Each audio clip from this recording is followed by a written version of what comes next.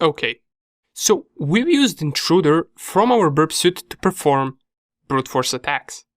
But now it's time to move on to the more advanced tool specifically made for these type of the attacks. And that tool is called Hydra.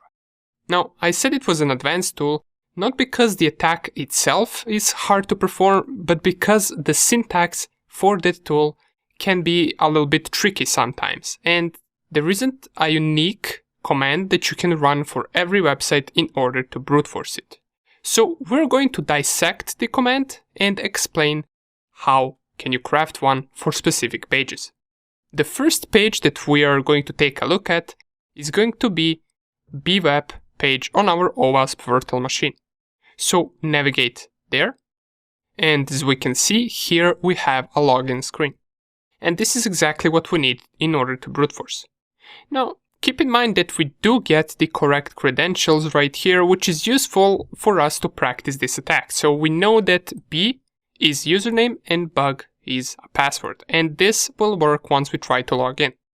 But we want to see how we can get this as an output with the help of a Hydra tool and with the help of usernames list and passwords list. Okay, first of all, to run Hydra, we can open terminal and type in Hydra.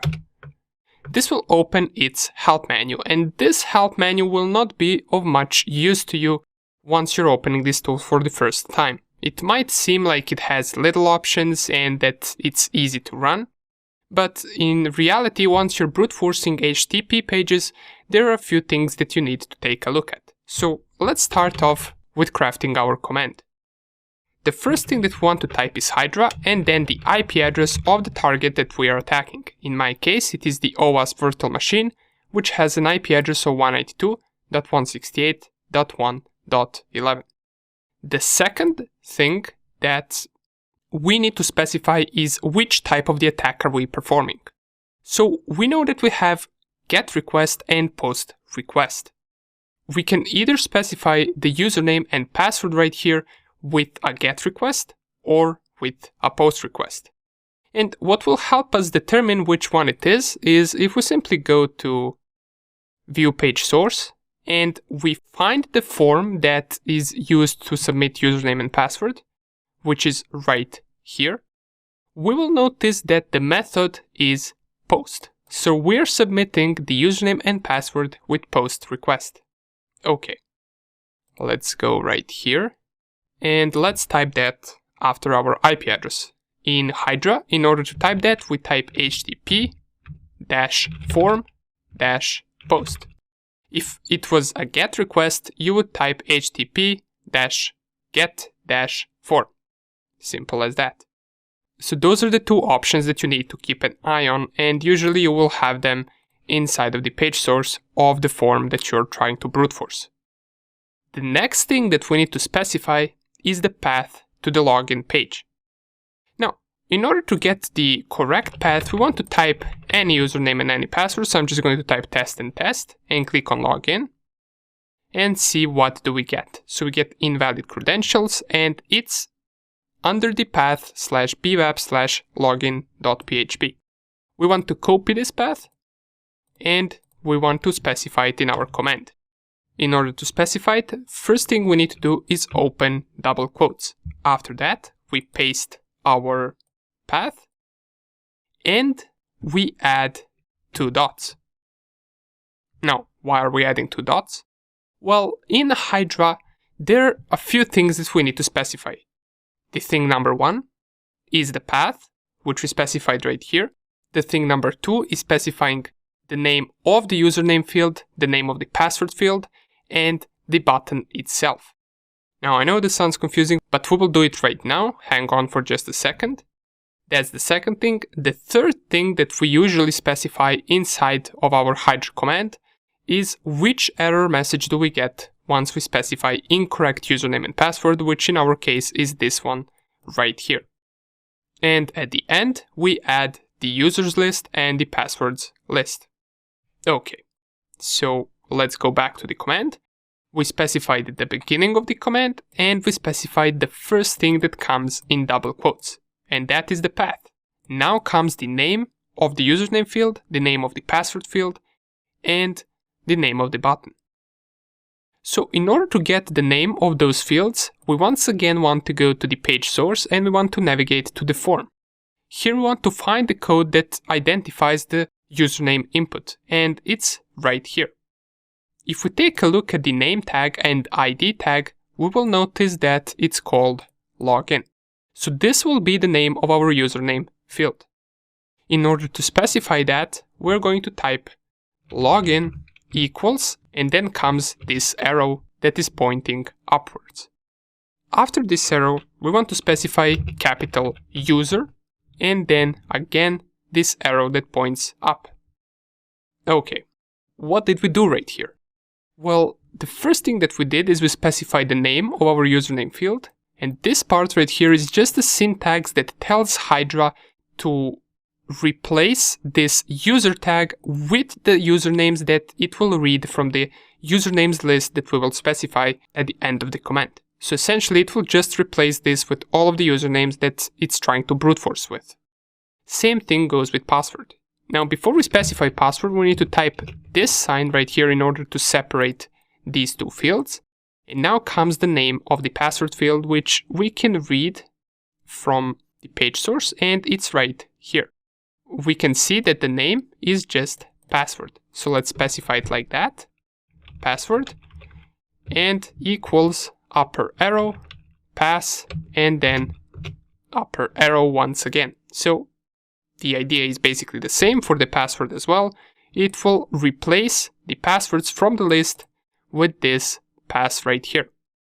And we want to separate it once again. And the last thing that we specify is the button itself. So we need to find the button code inside of the page source, and it's right here.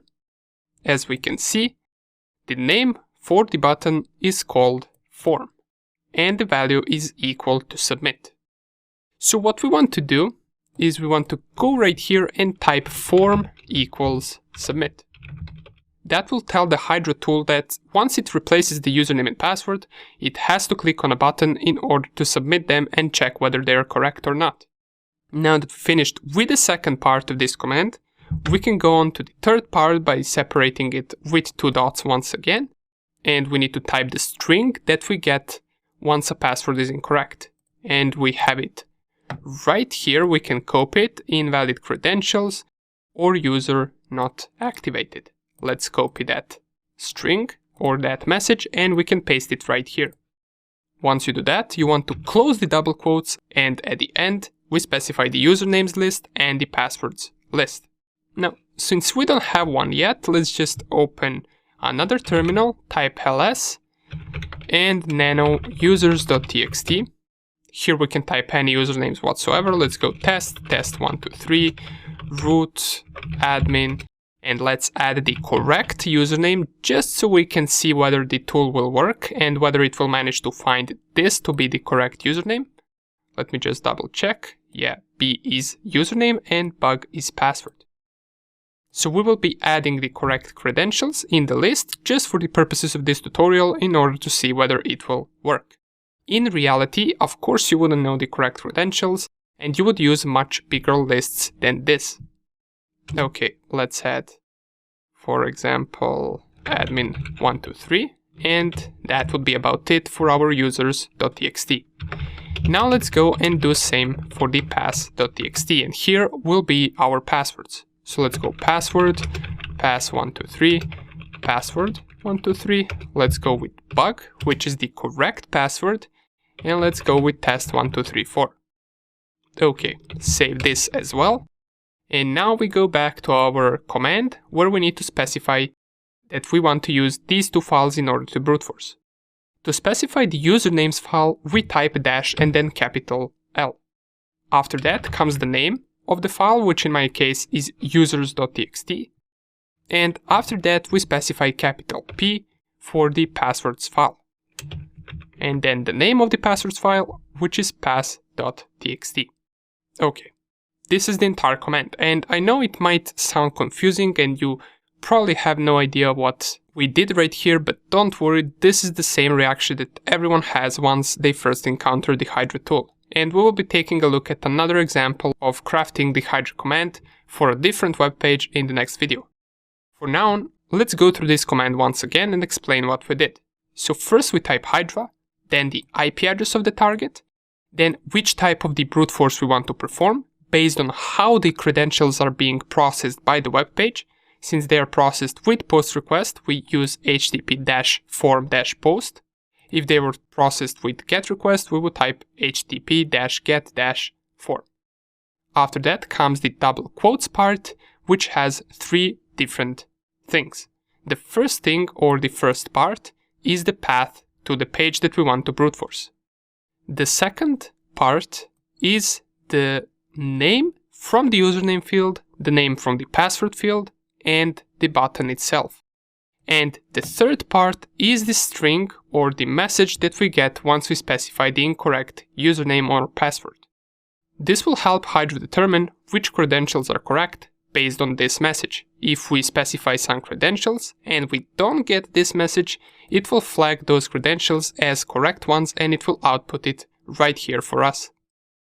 At the end we specify -L and we specify the users.txt file or any list that we want to use for usernames, and -P and then the passwords file. Okay, let's press enter and see whether this command will work. And you will notice in just 1 second we managed to perform all of the combinations of usernames and passwords. And we got the correct one right here.